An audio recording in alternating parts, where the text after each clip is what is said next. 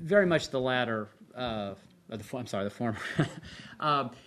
Yeah, we're not advocating, as journalists, we're not advocating any particular policy.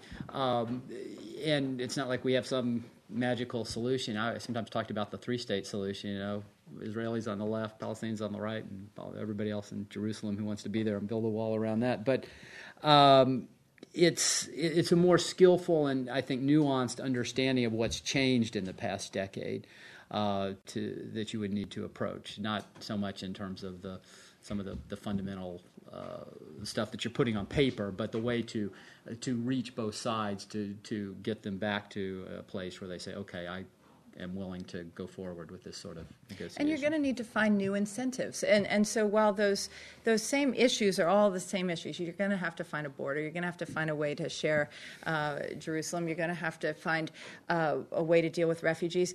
But you're going to have to look at where are both sides right now. What are the incentives that they need right now to compromise? And I think that's where the brain power needs to be, not in terms of, okay, how many, can we freeze settlements again? Obviously settlements have to be dealt with in some way, but it's just, we hear the same tired prescriptions, and we think that, you have to go there, and you have to spend some time in the West Bank. I mean, we were surprised after we had only been gone three years, and Ramallah felt like a completely different place. Again, you didn't have the Al-Aqsa brigades. You had more interest in economic development. There are huge interests in economic development in the West Bank right now. Jenin, with the situation with Giuliano being killed, these are moments in time and when windows open where you swoop in with some, and you provide some hope, and then, but it's going to take artful work on the part of the embassy, on the part of the State Department, and the problem is people are stretched right now, and they're focusing on a lot of other things. Just one point. In 1998, Bill Clinton went to Gaza. He was treated as an absolute hero there. The Palestinians just worshipped him, had tremendous support and respect. I mean, look how different it is today. Hillary Clinton couldn't even set foot there.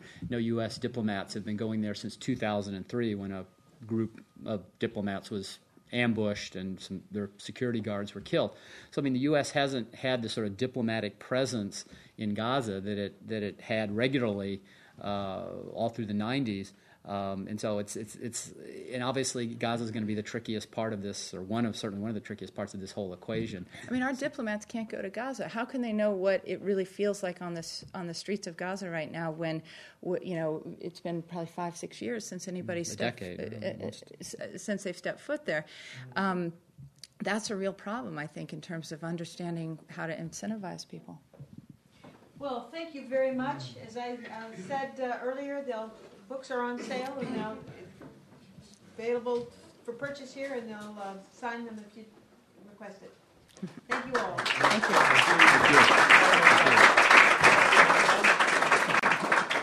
Thank you. Good. So when you finish, come pop your head in and we'll get more. Great. Love to. Thank you, Winnie. Thank you. Thanks for it. Enjoyed it. Hi, Steve. I was with your wife last night. Yes, I I love your wife. I'm only here because of your wife.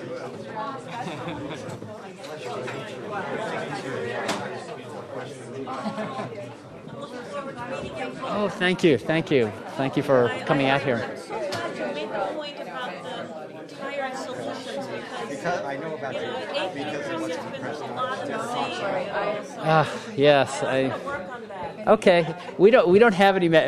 We don't have a magic solution. As journalists, we're not really advocating anything in particular.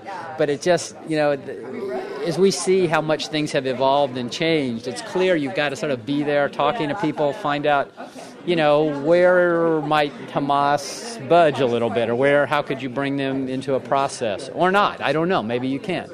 But sorry, hang on. We just and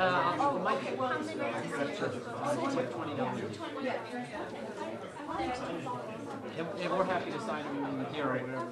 Do you have a pen? Me personally.